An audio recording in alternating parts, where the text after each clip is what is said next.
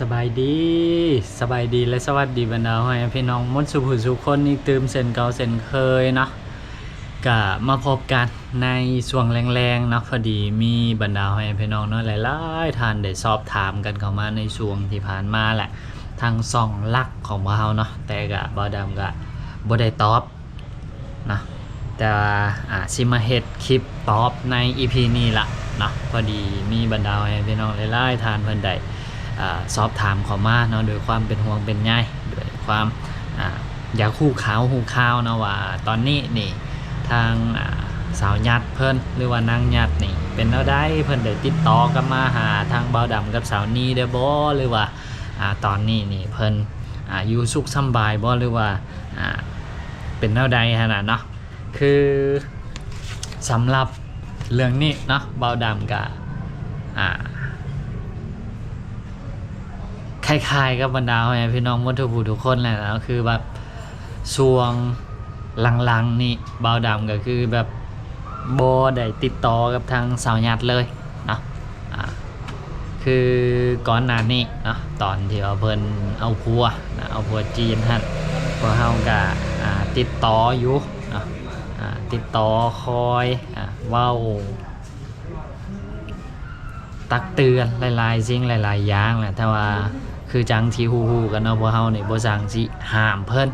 แบบห้ามตามที่บรรดาให้พี่น้องได้เรียกร้องเขาว่านะแบบห้ามบ่ให้นางญัดไปจีนกับผัวเพิ่น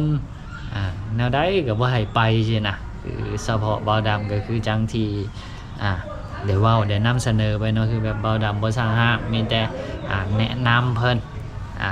ตัวใดสิดีตัวใดสิบ่ดีไปแล้วมันสิเป็นแนวใดหั่นน่ะก็มีแต่แนะนำเพิ่นจังซั่นเนาะแล้วก็แต่สุดท้ายก็คือจังที่ฮู้กันเนาะนางญัดเพิ่นก็ตัดสินใจไปประเทศจีนกับทางผู้เป็นผัวเพิ่นเนาะแล้วก็หลังจากนั้นเนาะก่อนที่ว่านางญัดเพิ่นสิไปจีนนะบ่าวดำกับสาวนี้ก็บอกเพิ่นกำชับเพิ่นนะว่าคันหาว่าเมื่อฮอดพุ่นแล้วก็เป็นแนวใดก็ส่งข่าวมาหาเฮาเด้อเฮาอยู่ทางนี้ก็เป็นห่วงเป็นใยใช่นะก็อย่าฮู้ข่าวก็หลังจากที่ว่าเพิ่นเนาะเมื่อทางประเทศจีนพุ่นปึ๊บก็พอดีมีหมูของทางสาวนี้เนาะที่ว่าเพิ่นก็ไปสร้างครอบครัวอยู่ทางพุ่นเนาะทางฝั่งประเทศจีนพุ่นล่ะก็เพิ่นก็ไปได้หลายปีแล้วเนาะก็พากันเฮ็ดกันสร้างน้ำผัวเพิ่นตอนนี้ก็อยู่สุขสบายเนาะสำหรับผู้เป็นหมู่ของทางสาวนี้แล้วก็หมู่ของทางสาวนี้นะเพิ่นก็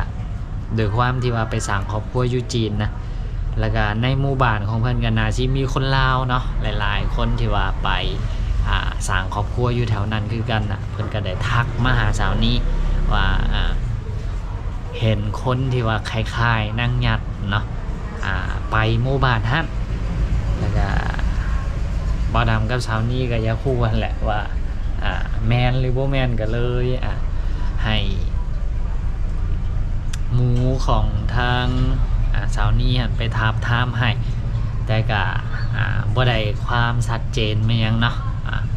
ก็พวกเฮาก็ยังคาใจเท่ามื้อนี้ว่าแบบอันนั้นนี่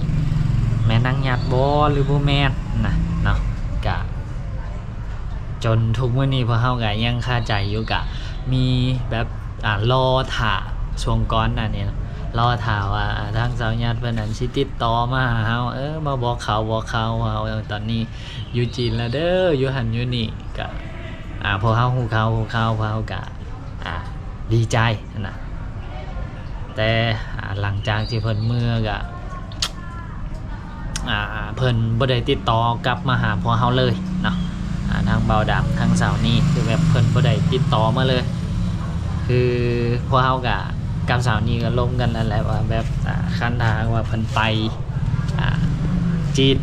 แล้วเพิ่นบ่ติดต่อกลับมาหาพวกเฮาก็สิบ่ติดต่อกลับไปหาสาวญัดเพราะว่าจากที่พวกเฮาสังเกตเบิ่งนั่นหลายๆครั้งแบบเฮาที่พวกเฮาเฮาลมกับเพิ่นน่ะเหมือนบางครั้งแบบเพิ่นก็บ่ แบบเหมือนเพิ่นก็อยากสิว่าแนวใดแบบบ่ค่อยอยากให้พอเฮาเข้าไปรับไปฮู้เรื่องตัวนี้น่ะพอเฮาก็เลยว่ากะมีแต่หั่นล่ะเนาะพอเฮาก็เลยบ่ได้ติดต่อไปหาเพิ่นเลยเนาะก็ตั้งแต่ตอนนั้นมาพอเฮาก็คือจังบรรดาให้พี่น้องหมดทุกคนเนาะก็บ่ค่อยได้ติดตามข่าวมาหยังแล้วก็บ่ได้ติดต่อไปหาทางสาวหยัดเลยแล้วก็สาวหยัดก็คือแบบบ่ติดต่อมาหาพวกเฮาเลยเนาะก็ทุกมื้อนี้ก็ยังคือเก่าเนาะ พวกเฮาก็บ่ติดต่อไปสาวหยัดเพิ่นก็บ่ได้ติดต่อมาคือแบบต่างคนต่างบ่ติดต่อหากันเพราะว่าตั้งแต่ตอนที่ว่าเพิ่นสิไปนะพวกเฮาก็บอกเพิ่นนะว่าคันไปฮอดพุ่นนะแล้วก็บอนอยู่บอนกินเป็นอะไรก็ส่งข่าวมาบอกพวกเฮาแด้นี่นะแต่เพิ่นก็บ่ได้ส่งข่าวมาแต่ว่าเห็นเป็นข่าวเป็นแม่ยังอยู่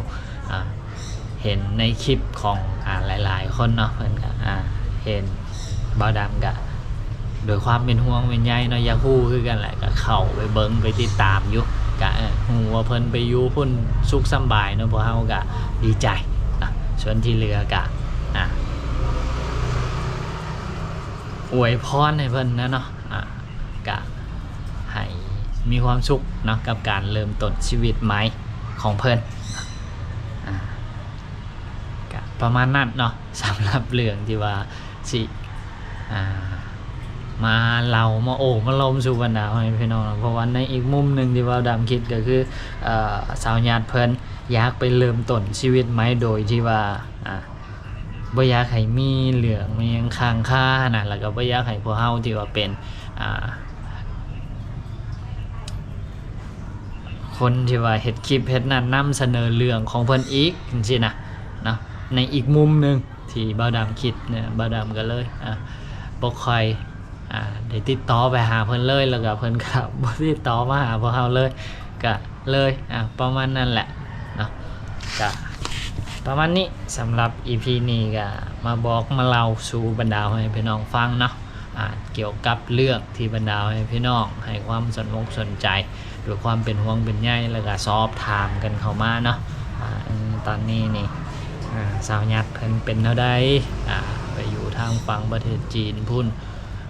เพิ่นได้ติดต่อกับมาหาพวกเฮาบ่หรือว่าบ่ได้ติดต่อกับมาเลยเนาะอันนี้ก็คือจังที่ได้บอกไปเนาะพวกเฮาก็บ่ได้ติดต่อไปแล้วก็ทางสาวญาติเพิ่นก็บ่ได้ติดต่อกลับมาอาจสิด้วยเหตุผลอันใดพวกเฮาก็บ่ฮู้เนาะอาจสิด้วยเรื่องงานที่บ่ทวงบ่ทันสิติดต่อกลับมาบอกข่าวกับพวกเฮาหรือว่าอาจสิด้วยเรื่องที่ว่าบ่อยากให้พวกเฮารับรู้เรื่องมันยังเกี่ยวกับเพิ่นเพื่อที่ว่าเพิ่นสิไปเริ่มต้นชีวิตใหม่ได้อย่างมีความสุขอันนี้พวกเฮาก็บ่ฮู้เนาะก็ประมาณนั้นสำหรับ EP นี้ก็มาเล่าเรื่องราวเนาะที่บรรดาให้พี่น้องได้สอบถามเข้ามาหั่นสู่บรรดาให้พี่น้องฟังบ่าวดำเองก็คือกับบรรดาให้พี่น้องทุกคนล่ะเนาะก็บ่มีข่าวแม่งเนาะก็ประมาณนี้สำหรับ EP นี้ก็ขอตัวลาไปแล้วไว้พบกันใหม่ใน EP ต่อไปสบายดี